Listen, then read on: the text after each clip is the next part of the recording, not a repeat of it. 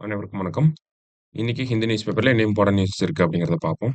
முதல்ல பார்த்தீங்க அப்படின்னா, Tamil Nadu government notifies law to prevent coercive recovery of micro loans அப்படின்னு சொல்லி குடுத்துருக்காங்க. அதாவது நமக்கு என்ன இந்த சட்டம் அப்படின்னு பார்த்தீங்கன்னா, இவங்க இந்த கந்து வட்டிக்குலாம் கடன் குடுப்பாங்க. அவங்கலாம் பார்த்தீங்கன்னா, நேர்மையான முறையில கடன் வசூலிக்கக்கூடிய ஆட்களும் இருக்காங்க. ரொம்ப ஒரு மாதிரி ரவுடிசம் பண்ணி கடன்கள வசூலிக்கக்கூடிய ஆட்களும் இருக்காங்க. ஸோ அந்த மாரி ரொம்ப தகாத முறைகள்ல கடன்கள வசூலிக்கக்கூடியவங்கள தடுக்கணும். அதற்கு வந்து பனிஷ்மென்ட்ட குடுக்கணும் அப்படிங்கிறதுக்காக, சமீபத்தில தமிழக அரசாங்கம் மனி லெண்டிங் என்டைட்டீஸ் ஆக்ட் அப்படிங்கிறத உருவாக்கியிருப்பாங்க. சரிங்களா? ஸோ அந்த சட்டத்த வந்து நோட்டிஃபை பண்ணியிருக்காங்க. ஸோ என்ன சொல்லியிருக்காங்க அப்படிங்கிறத பார்ப்போம்.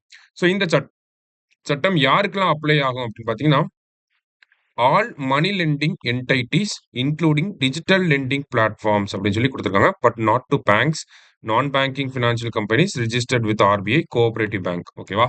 ஸோ என்ன சொல்றாங்க அப்படின்னு பார்த்தீங்கன்னா, யாருக்கெல்லாம் அந்த மொத்த சட்டமும் யாருக்கெல்லாம் அப்ளிகபிளா இருக்கு அப்படின்னு பார்த்தீங்கன்னா, எல்லா கடன் வழங்கக்கூடிய ஆட்களுக்கும் அப்ளிகபிளா இருக்கு.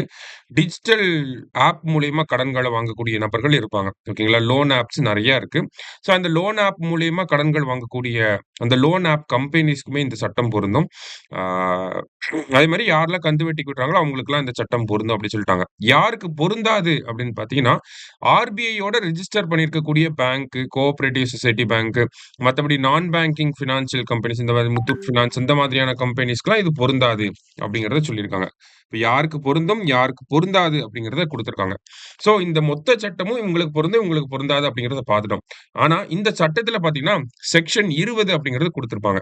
இந்த செக்ஷன் 20ல என்ன சொல்லியிருப்பாங்க அப்படின்னா, எதெல்லாம் தகாத முறைகள்ல கடன்கள வசூலிக்கக்கூடியது அப்படின்னு சொல்லி குடுத்துருக்காங்க. இப்ப நம்ம வீட்ல வந்து நம்மளை மிரட்டுறது, நம்மளோட சர்டிபிகேட் எல்லாம் எடுத்துட்டு போறது, நம்ம வீட்ல இருக்கக்கூடிய பொருட்கள எடுத்துட்டு போறது, இதெல்லாம் பார்த்தீங்கன்னா, தகாத முறைகள்ல கடன் வசூலிக்கக்கூடிய நடைமுறைகள். இந்த ஒரு பர்ட்டிகுலர் புரோவிஷன் மட்டும் எல்லாருக்குமே பொருந்தும். பேங்க்க தவிர எல்லாருக்குமே பொருந்தும் அப்படிங்கிறத குடுத்துட்டாங்க. ஓகேவா? ஸோ மொத்த சட்டமும் பார்த்தீங்கன்னா, பேங்க், ஆர்பிஐயோட ரிஜிஸ்டர் பண்றவங்களுக்கு வராது. ஆனா, இந்த தகாத முறையில கடன் வசூலிக்கக்கூடிய அந்த பர்ட்டிகுலர் செக்ஷன் மட்டும் என்ன பண்ணும்? எல்லாருக்குமே பொருந்தும் அப்படிங்கிறத குடுத்துருக்காங்க. சரியா?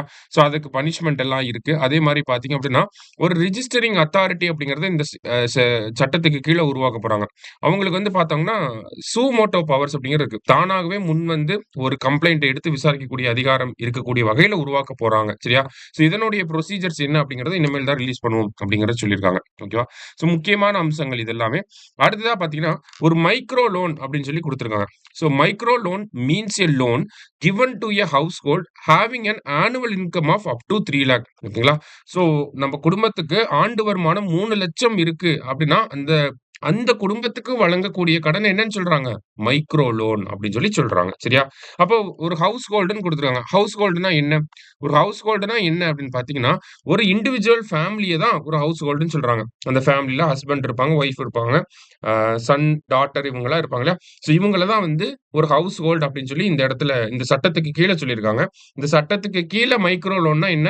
ஆண்டு வருமானம் 3,00,000 இருக்கக்கூடிய குடும்பங்களுக்கு வழங்கக்கூடிய கடன்கள மைக்ரோ லோன் அப்படின்னு சொல்லி சொல்லியிருக்காங்க. அதே மாரி ஒரு பாரோவர் அப்படின்னா கடன் வாங்கக்கூடிய நபர தான் நம்ம பாரோவர் அப்படின்னு சொல்றோம். அவங்க வந்து ஒரு இண்டிவிஜுவலா இருக்கலாம், இல்ல குரூப் ஆஃப் இண்டிவிஜுவலா இருக்கலாம், ஒரு செல்ஃப் ஹெல்ப் குரூப்பா இருக்கலாம், யாரா வேணாலும் இருக்கலாம். அவங்கள கடன் வாங்குறவங்கள பாரோவர் அப்படின்னு சொல்லி இந்த சட்டத்துக்கு கீழ டெஃபினிஷன்ஸ குடுத்திருக்காங்க. சரியா? ஸோ இது எல்லாமே முக்கியமான விஷயம் நல்லா பார்த்து வச்சுக்கோங்க. சரியா? அடுத்ததா பார்த்தீங்க அப்படின்னா, நமக்கு கேரளாவுல புதுமையான ஒரு விஷயத்த பண்ண போறாங்க. ஓகே. என்ன அப்படின்னு பார்த்தீங்கன்னா, Kerala to launch internet radio exclusively for children அப்படின்னு சொல்லி குடுத்துருக்காங்க. சரியா? ஸோ கேரளா கவர்ன்மெண்ட் வந்து என்ன பண்ண போறாங்கன்னா, சில்ட்ரனுக்காகவே ஒரு இன்டர்நெட் ரேடியோ அப்படின்னு சொல்லி கொண்டு வரப் போறாங்க. இந்த இன்டர்நெட் ரேடியோ அப்படிங்கிறத நம்ம ஆப் மூலியமா டவுன்லோட் பண்ணிட்டு, உலகத்துல எங்கிருந்து வேணாலும் இந்த ரேடியோவ நம்ம கேட்க முடியும். சரிங்களா? ஸோ கேரளால சில்ட்ரன்ஸ்க்காக இந்த ஒரு ரேடியோவ வந்து கேரளா ஓட அந்த சைல்ட் ரைட்ஸ் கமிஷன் வந்து இத பண்ண போறாங்க. சரியா? ஸோ இதுக்கு என்ன பேர் வச்சிருக்காங்க அப்படின்னு பார்த்தீங்கன்னா, ரேடியோ நெல்லிக்கா அப்படின்னு சொல்லி பேர் வச்சிருக்காங்க. ஓகேவா? ரேடியோ நெல்லிக்கா அப்படிங்கிறது தான் இதோட பேர். சரியா? ஸோ நமக்கு சிம்பிளா கேட்பாங்க. ரேடியோ நெல்லிக்கா யாரோடது அப்படின்னு சொல்லி கேட்பாங்க. நெல்லிக்கா நம்ம தான் சாப்பிடுறோம் அப்படின்னு சொல்லிட்டு தமிழ்நாடுன்னு போட்டுறக்கூடாது. கேரளா அப்படிங்கிறது வரணும். சரியா? ஸோ இன்னைக்கு ஹிந்து நியூஸ் பேப்பர்ல இருந்த 2 முக்கியமான விஷயங்கள பார்த்திருக்கோம். நன்றி. சுரேஷ் ஐஏஎஸ் அகாடமி வெற்றியின் முகவரி.